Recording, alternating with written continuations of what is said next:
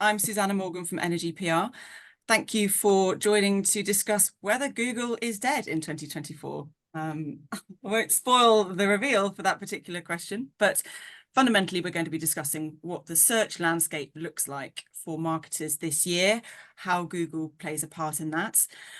We'll be examining if and why Google therefore still matters, the change in search and audience behaviour, because that's at the core of what, as a collective group of agencies, we do, and ultimately what a multi-channel search journey could look like. And for those of you who don't even know what that is, we'll be explaining that too. And our aim really is to give you some actionable insights about how to adapt your marketing strategy, how to reach new audiences, and how to maximize your impact within Google's ecosystem. So if you've heard the RIP rumors and are wondering, so what? You're in the right place. What does it all mean for you in your role or your team's role today and for the rest of this year? So with me today are a very clever bunch of people.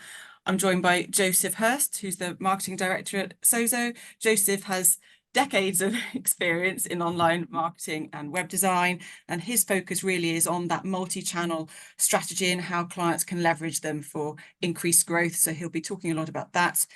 Joining Joseph from SOZO is Christian Goodrich. He is head of search marketing at SOZO Design. So again, decades of experience focusing on that, on all things digital marketing, and with a keen interest in particular on the future of search. So Christian has his finger on the pulse of all the latest developments and pioneers new tech within SOZO as an agency.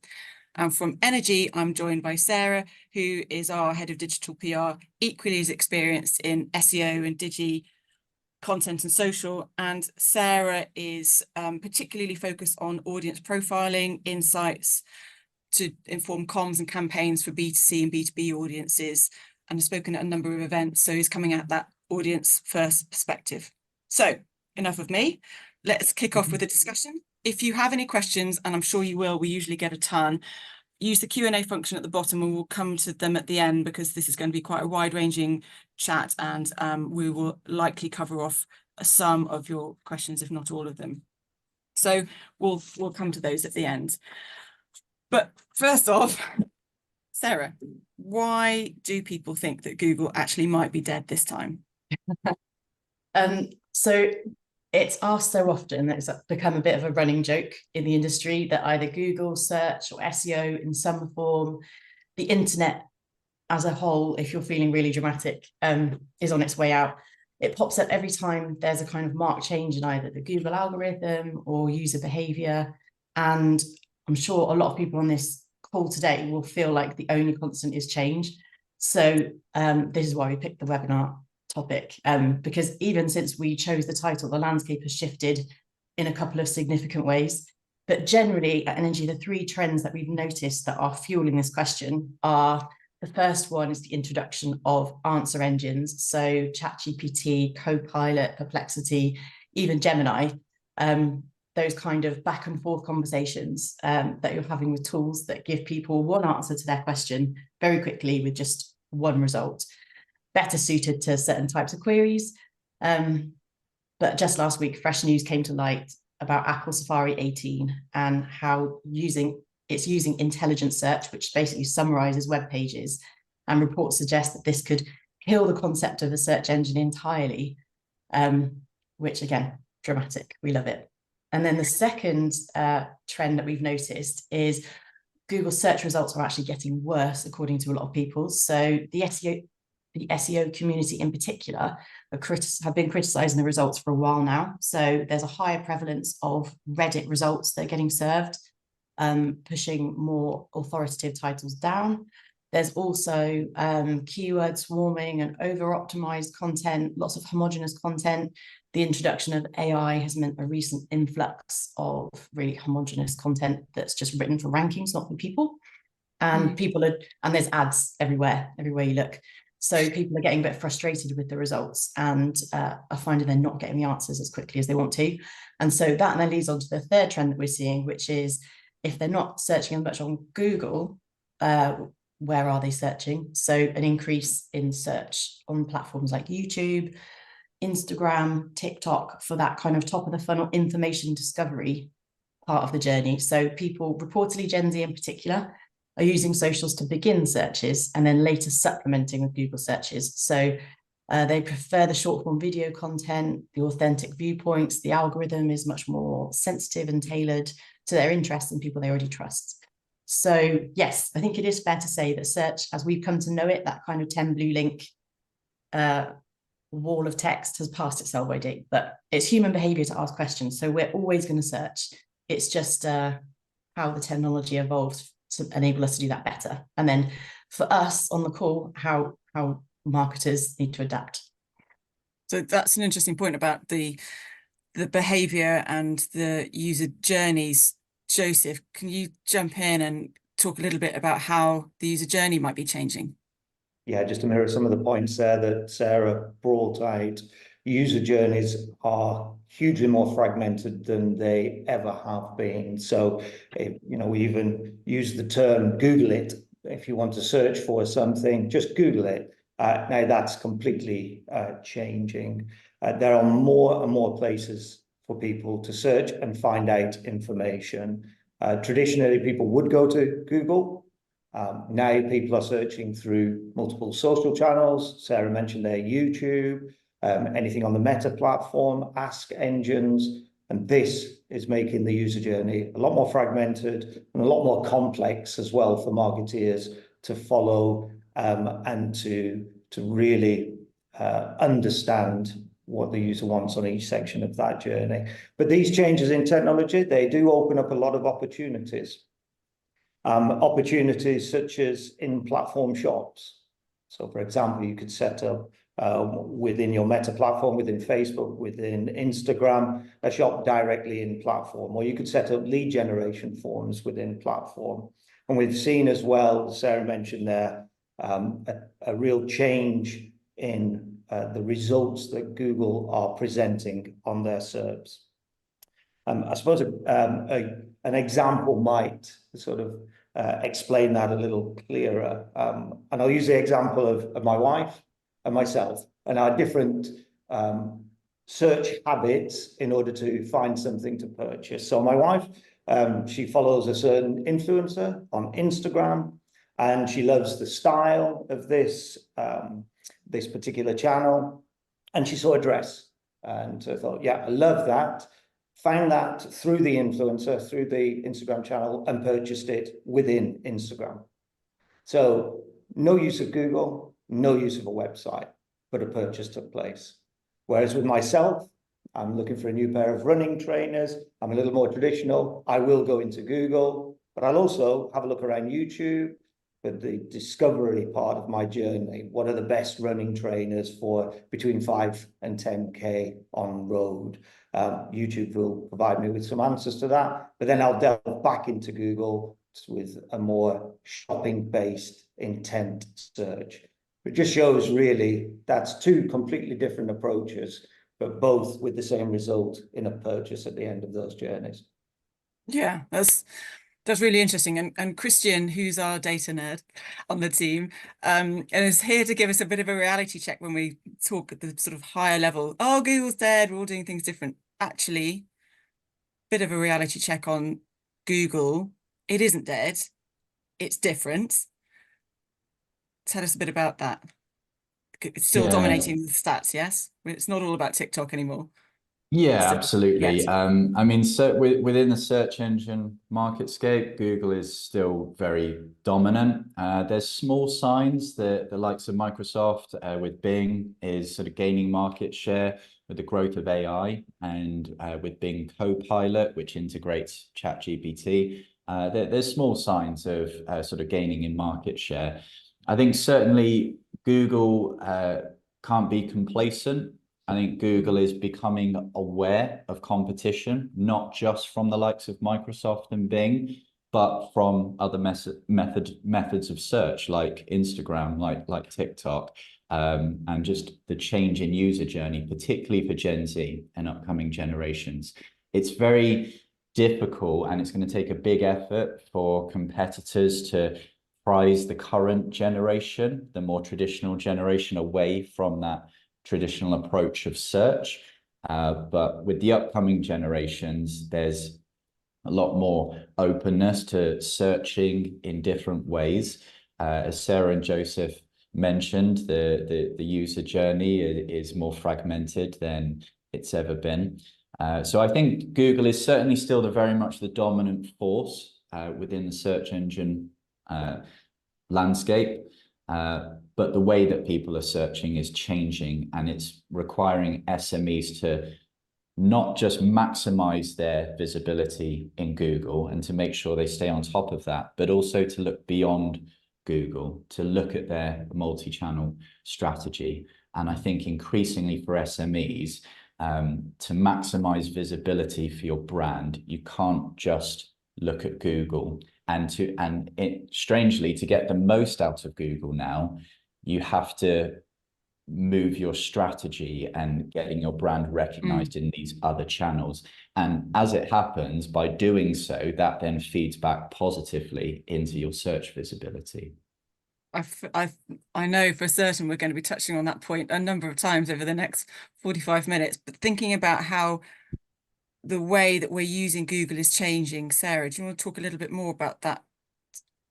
Yes, yeah. So yeah, as Christian mentioned, the vast majority of us are still using Google in some form. Whether how much it's weighted in the journey depends on the kind of search, but we're using it in combination with lots of other platforms. So this is where we're now needing to think about search intent more than ever before, especially when it comes to Google. So what is the role of Google searches now?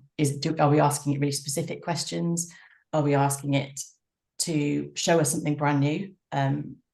Or do we want to go to a brand site that we already know we want to visit and it's just more of a signposting? So there's been a recent study by SparkToro, which is an audience insights platform, and they looked at where users are spending their time versus which platforms are sending the traffic. And it found that there's this huge, Google's role is being overstated when it comes to its influence now. So leading to a disproportionate amount of value, i.e. budget and time, being placed on it by marketers.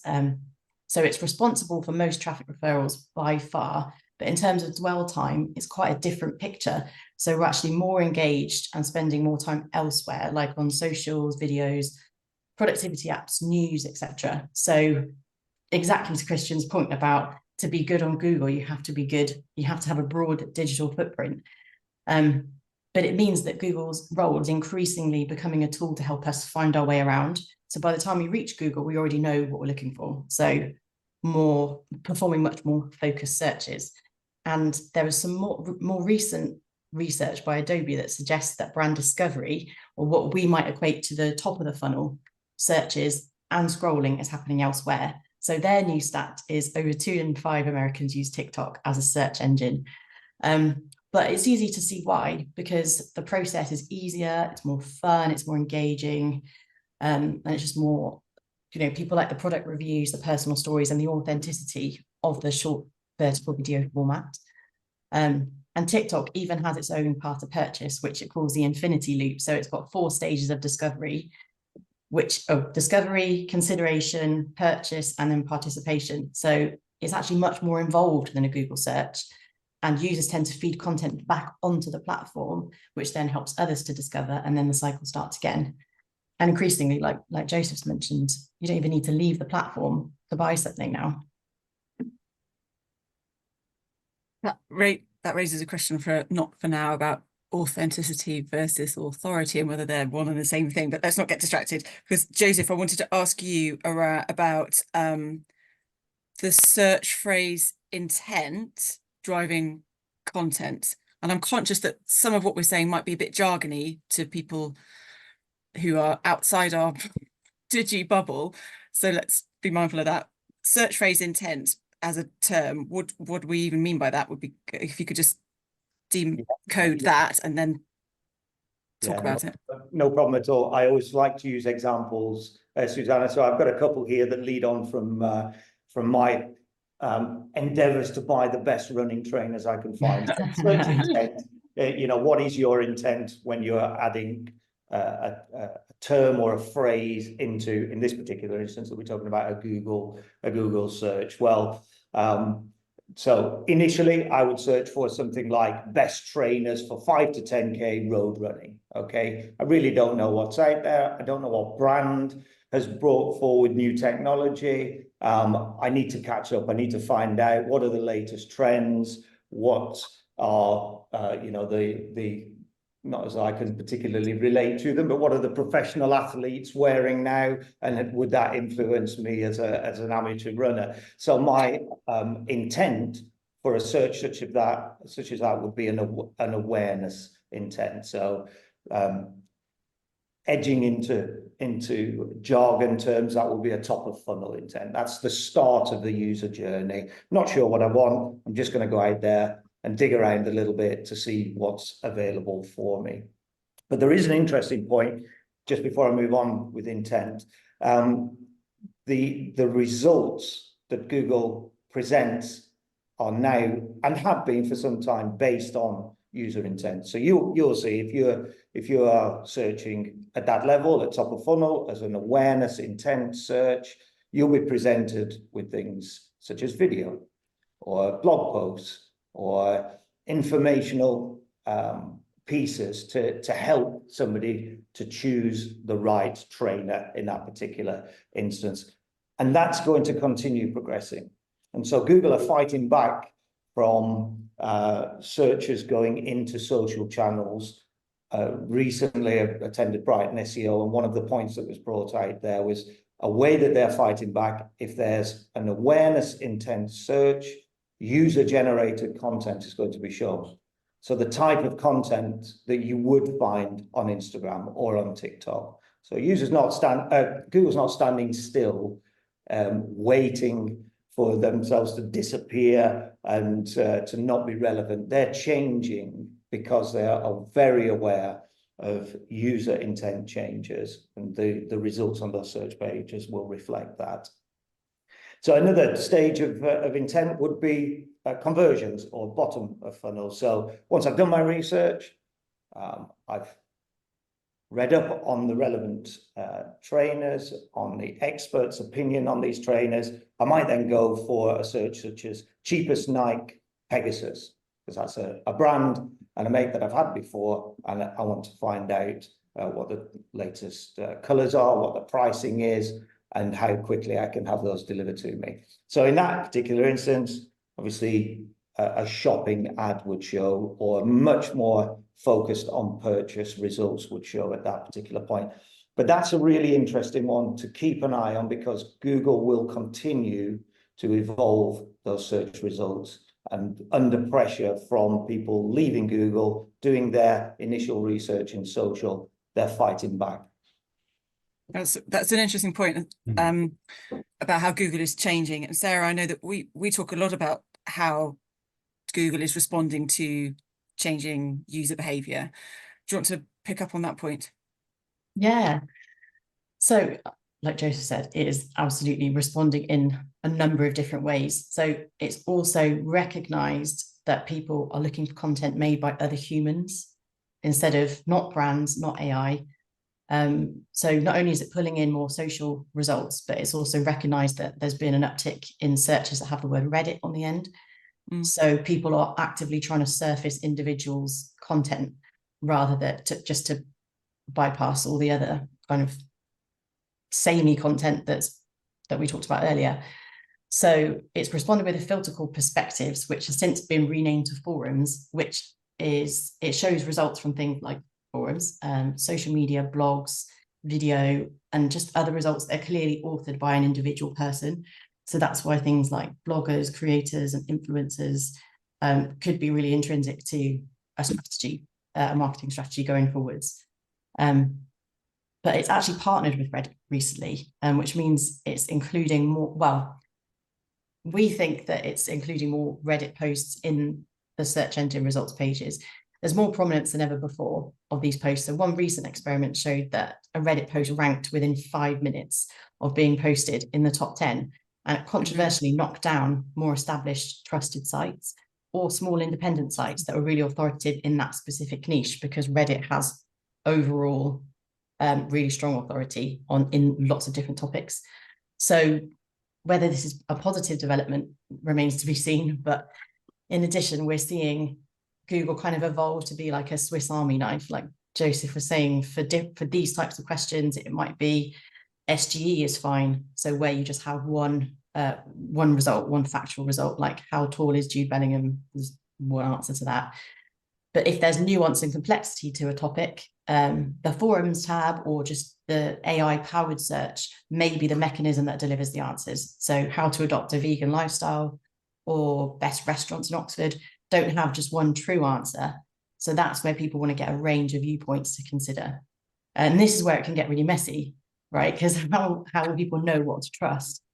Yes. Just because someone's posted something on Reddit and it ranks doesn't make it automatically more trustworthy than an established industry news title, for example. So how we earn trust, or how Google maintains trust of the user, is so important. Yeah. Joseph, we've talked before about that user-generated content trust piece, haven't we?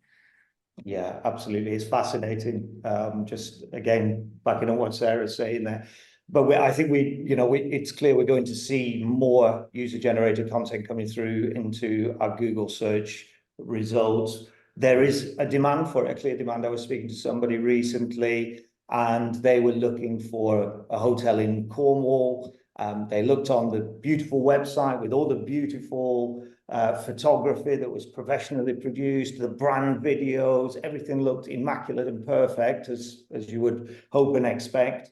But then they hopped onto Instagram to have a look at the user-generated content, because it gives a behind the scenes, the real story behind the hotels. So people are using that actively now, and Google will respond to that and bring in more of this user-generated content. That's, again, a really fascinating development in Reddit results being so prominent so quickly within a Google search results page. So yeah, big changes ahead, user-generated content, and I'm sure that there's going to be methods of implementation that Google will put in place to assist with trust on user-generated content. It makes sense, Christian. Now we're talking trust, to talk about EEAT. We'll skip over that.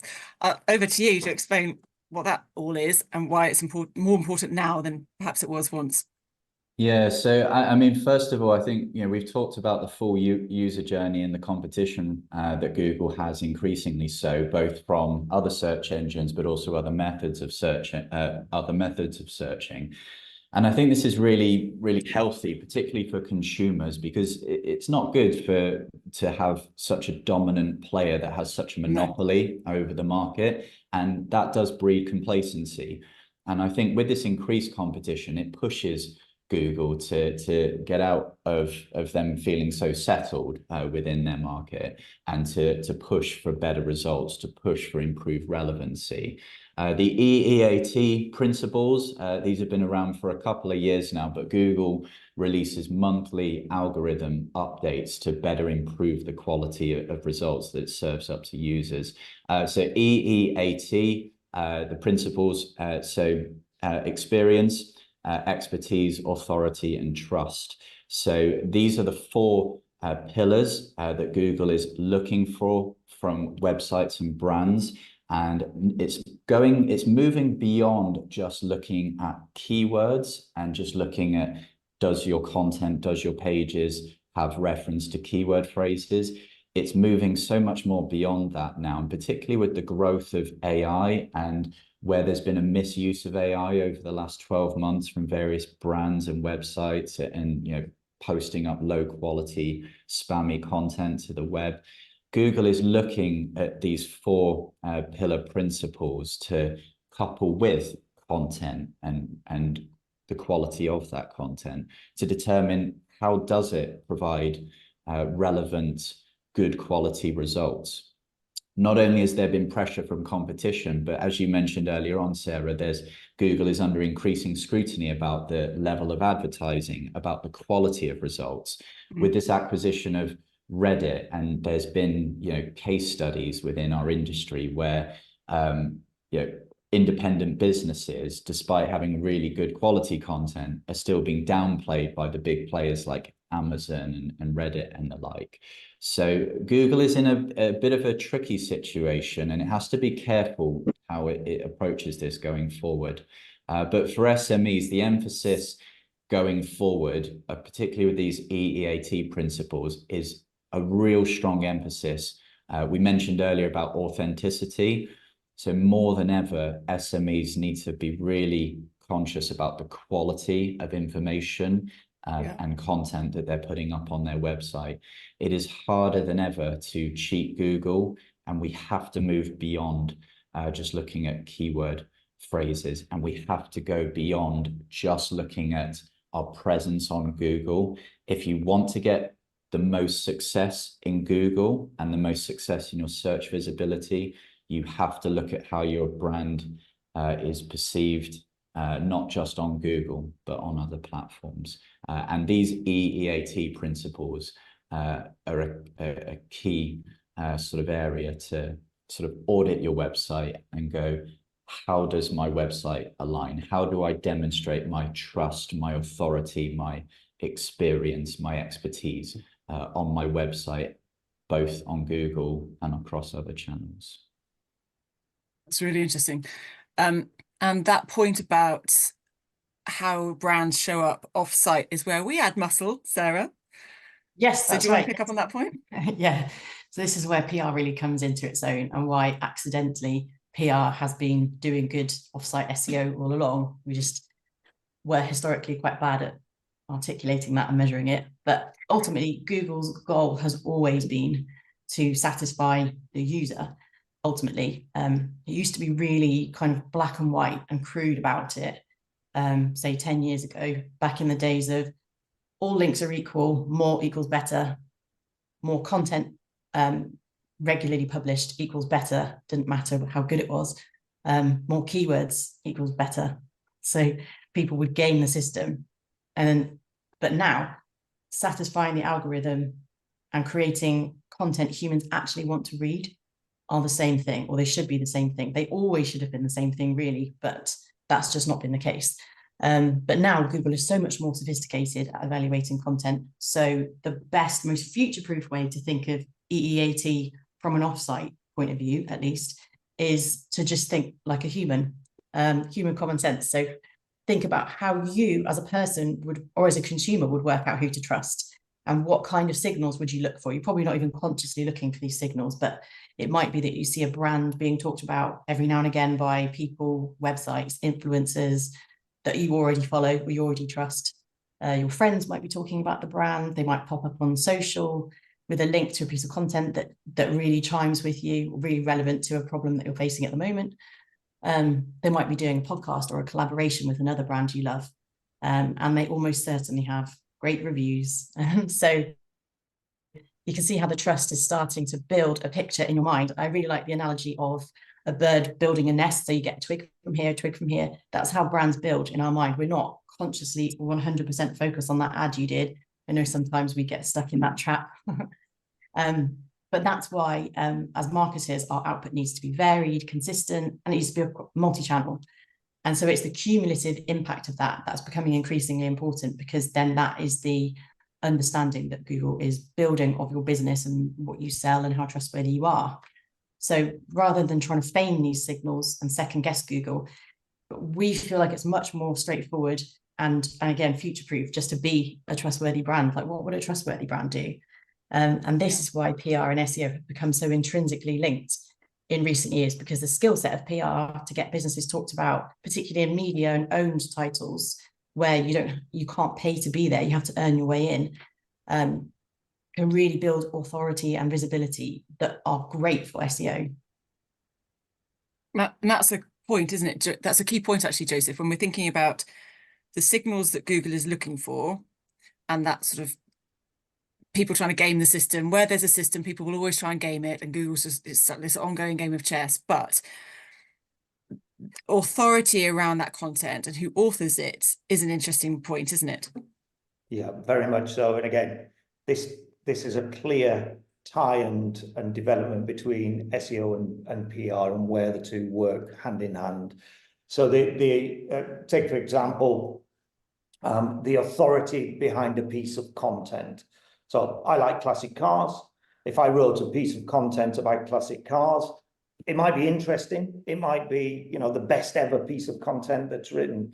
But if it's got my name against it, nobody knows my name in the classic cars market or sphere at all.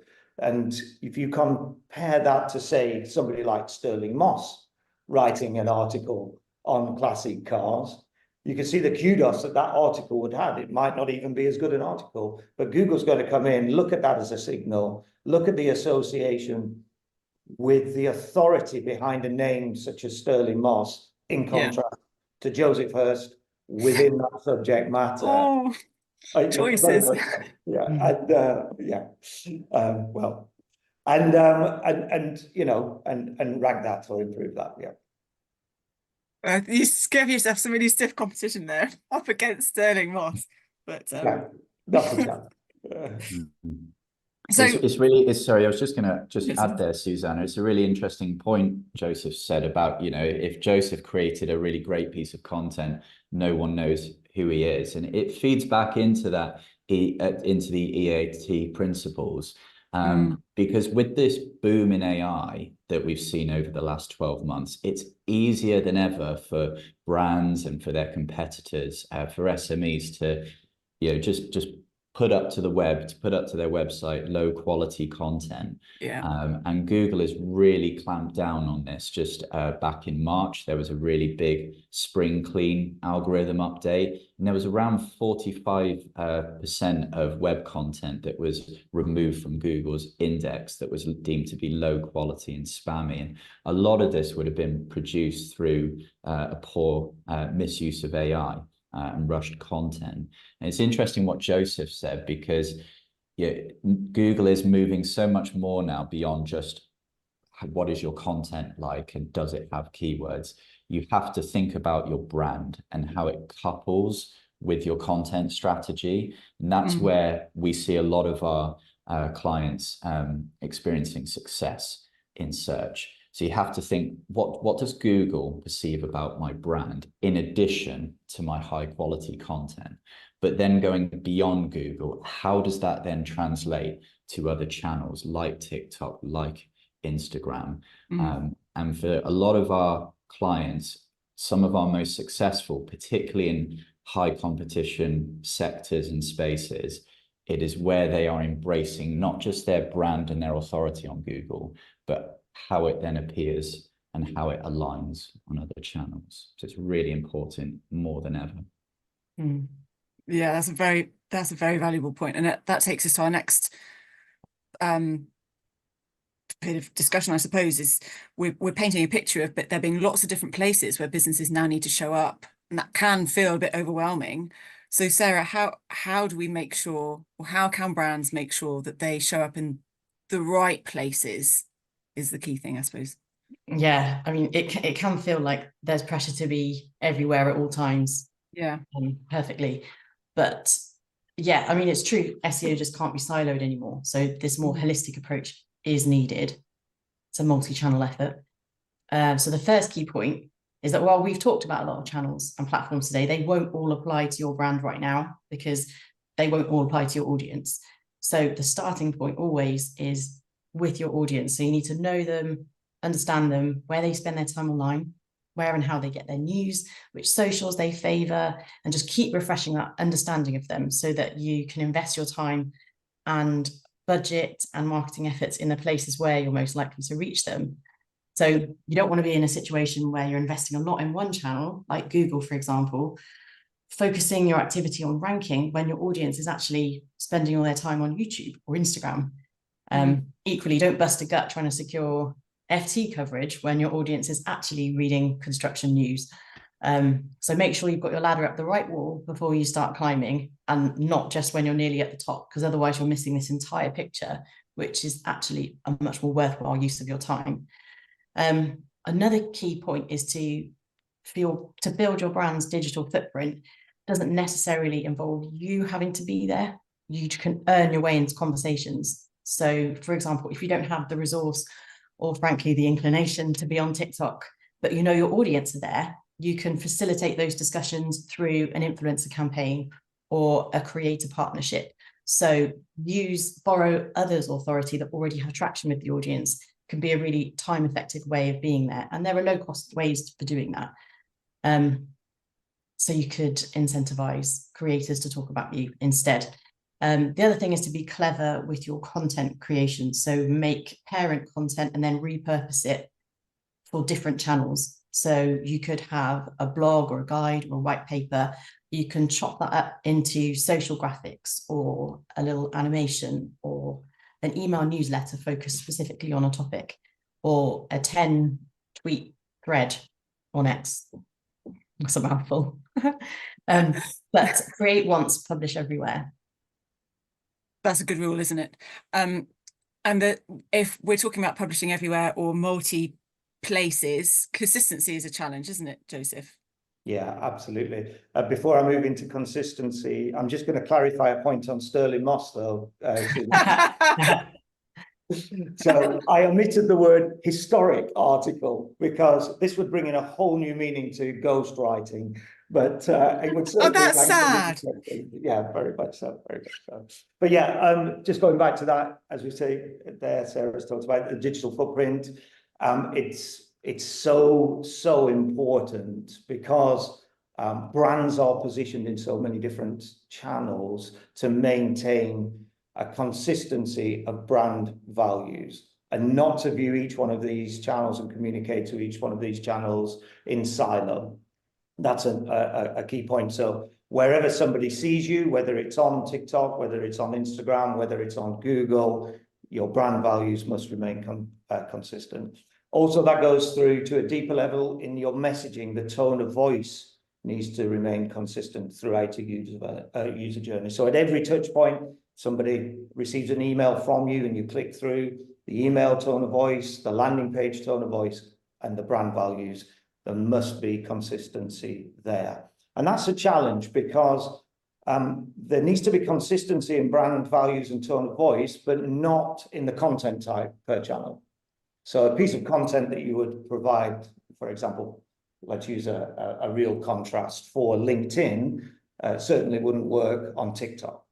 So it's a considerable challenge to have all of those holistic values to communicate in such a way, but do so across a multi-channel experience where people are looking for different media types and different experiences across those channels. And I guess that brings us to the mix, Christian, the idea that Google really does need to remain part of your channel mix, but how would you recommend it shows up? How would you use it? What would the spend be if you were spending? So with a lot of our clients, because more than ever, you have to look at how your brand is across multiple channels. That does for any SME, it increases the time, potentially the cost, in order to vet and scrutinize your brand across these channels and to maximize your opportunity there. So when you are looking across all these channels now and you're moving beyond just Google, it does mean that you have to be all the more disciplined about what your strategy is across each of those channels, and to be really targeted. For example, like what I mentioned about moving beyond just keywords, you can rank on Google for what I call vanity keywords, but increasingly with our clients, it's scrutinizing the relevancy of those keywords. Are those actually what your primary audience is searching? Is this part of the user journey that you actually want to appear for? And yeah, how does this impact your return on investment and your growth as a business? So actually, with some of our clients, it's thinking less about the volume and how many keywords, but it's thinking more, like Sarah mentioned, about the importance of audience and understanding your audience personas. So it's thinking more about who is my audience? What are they looking for? What is their barrier to purchase, whether this is on Google or other channels, and making sure that your strategy on Google and those other channels is really targeted. So I think with Google, it's not just going after vanity keywords, but actually really having a hard look at what your strategy is and making sure that your content and your brand is aligned, and that you're going after the right keywords that's going to attract the audience that you're looking to bring to your brand and to your website. Would you say that there's a risk now of just pure PPC, if that's your only approach, is to buy your traffic? Would you recommend weaning off a little bit? I mean, it's harder than ever for consumers and for your average searcher to know the difference between organic search and paid search. Paid search, so cost per clicks on Google have risen by 13% year on year. And over the last 5 years, that's increased by 40 to 50%. So if you're an SME, whether you're looking at organic search or paid search or a combination of the two, again, it goes back to what I said about really scrutinizing your strategy. Because if you're wanting to expand beyond Google and facilitate marketing spend for TikTok, Instagram, and other channels, you want to make sure that you're minimizing any kind of wasted spend in Google and really looking at what is driving the audience that I'm looking to attract. With this 13% year-on-year increase on paid search, it is becoming quite a costly battleground for SMEs and their competition. So I think it's important to look at the two. There is a lot of opportunity, more so than ever, with paid search, because a lot of users now struggle to see the difference between paid search and organic search. So certainly brands more than ever do need to embrace paid search across Google and other channels. There's more opportunity there than there ever was. But you have, because of these rising cost per clicks, particularly in Google, you really do have to scrutinize your strategy and what keywords you're appearing for. So can I ask, Christian, sorry, stepping out of my remit and asking you a question, because we've had clients in the past that have had a disproportionate amount of their traffic comes from PPC because it's reliable, it's easy to forecast, or it's more straightforward to forecast what your return is going to be. How would you then have the conversation to shift the mindset from, I know exactly what my ROI is going to be, to the more unknown, necessary, but longer term mindset of what things like social and organic search can do? I mean, certainly across social, you know, your KPIs, how you measure success will look different. You have to kind of see the entire, like Joseph talked about, the importance of looking at the entire user journey from top of funnel down to bottom of funnel. Naturally, in a typical user journey, they might start from more awareness on social for a particular product. They might be actively sort of looking for a particular product on social, but then the commercial, the bottom of funnel, the actual committing to purchase might not then happen until they're on Google. So when you're looking multi-channel, how you measure success does need to change. You might sort of look at social more as kind of brand awareness, visibility, but then kind of looking at the overall performance on your website, and kind of looking at the overall revenue generation, and if that aligns to when you're starting campaigns across different channels. But attribution is a complex area, and it's harder than ever to necessarily say, well, X amount of sales have come through this channel and that channel, because in many ways, both channels are sort of working together, but how different channels attribute those may vary. So you do have to look more top level and kind of go, right, where is our spend going? And do we see a positive upward trend in our revenue and our profitability that aligns to our marketing spend? Yeah, I guess another thing about search and PPC and organic search is that it's reactive to the search demand. Whereas I think where TikTok has a slight advantage over Google is that people spend time on there when they're just scrolling. They're still open to buy something. They just might not realise it. So brands can tap into it there. And certainly we had a fascinating with one of our clients last year. They received social media. So they received tweets from celebrities promoting one of their events that raised brand awareness for their event and effectively created a keyword trend. And they started to see lots of people searching in Google for one of their events and then booking the event off the back of the celebrities related to this event tweeting about them.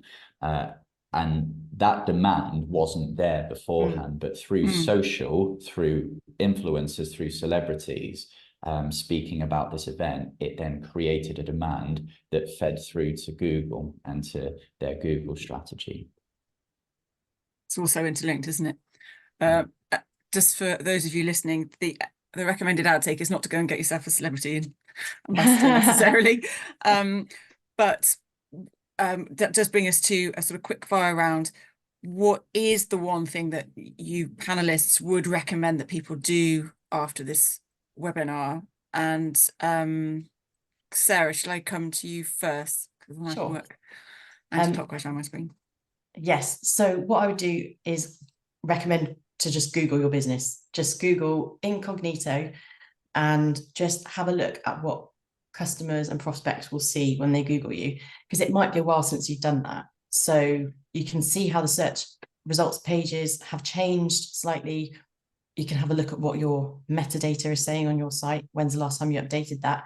How's your Google My Business profile looking? Are there any dodgy photos? Do you need to upload some new ones? Do you need more reviews? And so just take a snapshot of an objective snapshot of how your business is looking and seeing if any of your tweets or social posts are being pulled through, any press you've been in recently. And you'll probably come up immediately with maybe a handful, 3 to 5 things of quick fixes that you could change immediately. Christian?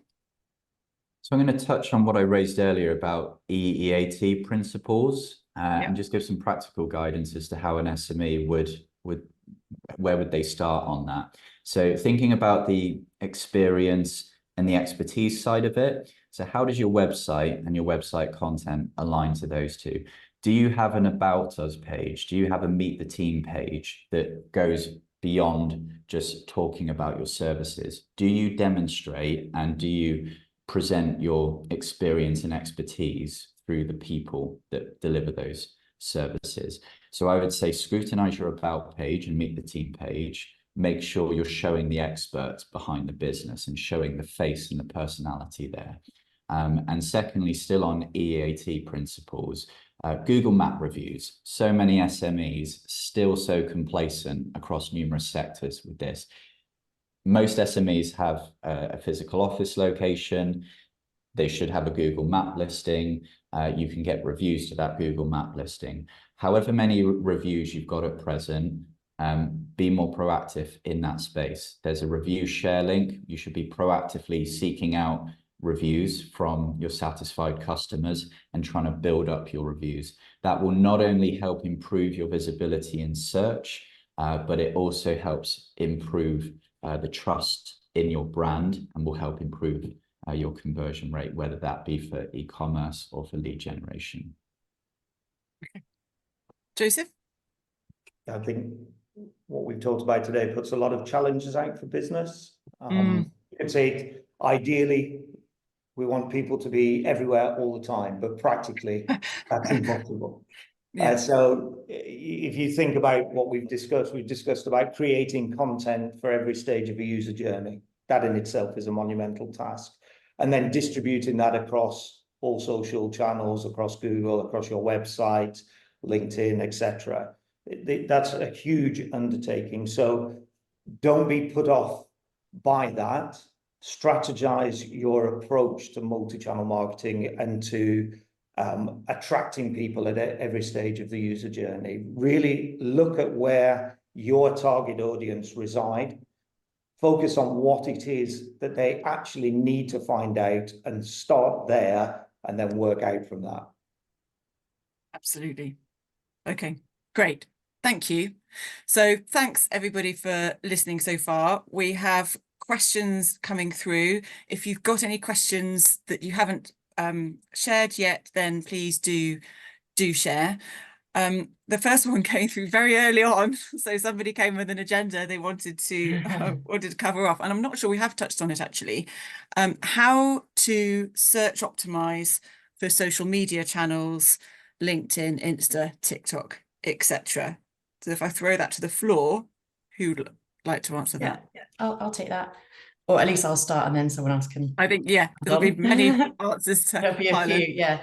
So each platform will have a slightly different algorithm, but there's a few different ways you can increase the reach. So the first one will be through hashtags. So we'd usually recommend a couple of high volume hashtags to increase your reach. So slightly less cut through, but more chance of visibility. Then probably 2 to 3 mid volume, and then a couple of niche ones as well. So you've got maximum chance of being found through people following or searching for those. Secondly, TikTok's search algorithm seems to be moving quickly, but so there are a couple of nuances to it. So it's not just you'd think it'd be more the caption itself that has the keywords, but it's actually words that are in the video, specifically the first kind of 3 to 5 seconds of the video, that's getting considered as well. You can also increase reach or being found through trending hashtags, trending audio, and TikTok have got a new insight section that's for creators, but I think anyone can go in and see what the trending topics are. So if you kind of hitch your content in a relevant way, not really, not too far removed from those, then you are more likely to come up in search as well. Joseph, Yeah. Christian, anything to add? Yeah, I'll pick up on that. I think it's super important to be aware of optimization requirements, but have a people first approach to all of your marketing across these channels, because if you produce a piece of content that's fantastically optimized but boring, it's still not going to have the response that you're looking for. So write it first with the people in mind that you want to attract and that you hope find your content interesting, and then have a look at the optimization requirements. Great. I would also add that for SMEs, thinking about optimizing for social, it's really easy to just say, we need to be on social, or we need to be on TikTok or YouTube, insert name of social channel. I think it's really important to sit down as a business and go, where is our target audience? Where are they most? Where are they searching? For some of our clients, B2B, LinkedIn is a really big beneficial channel. For some of our other clients where it's more B2C and it's more creative, Pinterest is really big for them. So think about, you don't have to be on all social channels. Determine which ones are right for you as a business, and also consider how you link between your website and your social channels. You want it to be really clear to Google that you're as to which your social channels are, and make sure that it feeds back to your website. Yeah, and that we had a question around whether X is dead yet as well, and I think that feeds into that, because it's about your audience. So for some people, they don't use X, Twitter anymore, but us as an agency, we know that a core segment of our audience, journalists, are still on there. So it's almost like we need to be the last rats off that ship. If we've got somebody who's still there, we need to show up and still participate, even if the user base of the channel is completely changing and maybe shrinking drastically. One question that's just come through is about growth on certain platforms. So I'm not going to paraphrase it, I'll just read it. If growth on a certain platform doesn't seem to be getting anywhere, and the followers' growth becomes stagnant, but your content is growing massively on another channel, is it worth continuing to build on the stagnant channel, even if the growth is slow, or do you put all your efforts into the channels that are working? Do I need to unpack that a little bit? Yeah, I'll give it a go, Susanna, at a couple of points, looking at things from a pragmatic perspective, Yeah. do you have the people to carry on working on a channel that isn't maybe at that point in time working particularly That's a good well? point. Yeah. And also have a look back at when the channel was working for you. Have you changed your approach? Have you changed the content type that you're publishing? So is it not necessarily the channel, but what you're doing with that channel? If you have a look at that, is the channel working well enough for you? Is it generating enough interest to keep going? But there's a lot of consideration to evaluate there before switching a channel off, for example. But this goes back to, starting off, working harder in the channels that are working best for you. Yeah, I feel like this is the conversation that you and David need to pick up offline. So I think, David, that Joseph might get in touch and have a further conversation to look into what your particular growth challenge is on that front. Yeah, I can a slight bit to that as well. So when we're looking at a social strategy that's gone stagnant, the reason you're not getting engagement or growth is usually twofold. It's either because your audience aren't seeing your content. So especially if you're not boosting or doing any sort of paid reach, organic reach is so few and far between on the majority of channels now. It's just pay to play. So they're either not seeing it and not understanding, not appreciating all its glory, or they're seeing it and it's just not doing anything for them. So, or it could be both. It could be a bit of both. So you refresh a strategy, refresh how your audience is showing up on that platform, because if they're not giving any visible signals, they might just double check that they're not saving or clicking or doing any of the invisible kind of actions that are desirable, and check what kind of traffic it's sending to your website, if anything. So just making sure it's not that you have a full understanding of the channel before you make any decisions, and the audience as well.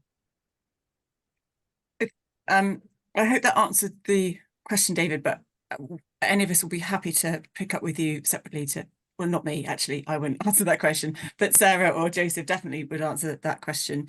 And I've just noticed we've got one through, which I think we get on almost every webinar we do, certainly when we have a panel discussion like this, which is, are there any tools that we would recommend? So what are the secrets of our success, I suppose, is one way of putting it, but what are the tools that we would recommend for how we do our jobs? SEO, content writing, social listening, or keyword. So you panelists, what are your top favorite tools? Christian, let's start with you. Yeah, so it's a great question. So I would strongly recommend Google Search Console. It's a free tool. It gives you some great insights as to how Google is perceiving your website, but it will also tell you some of the popular search queries that your website is appearing for in Google search, even if you're really low down. The beauty of that is if you spot any relevant search queries, even if you're quite far down, you can then cross-reference that with your content and realign your content to those search queries if it's a relevant search query, and better optimize your website to try and capture that target audience that you're looking for. And it's a great free tool. Sarah, any other ideally free tools, but doesn't have to be? So I recommend Answer the Public, because it's a really quick visual way, and you get a couple of free searches a day. So unfortunately, you do have to go back and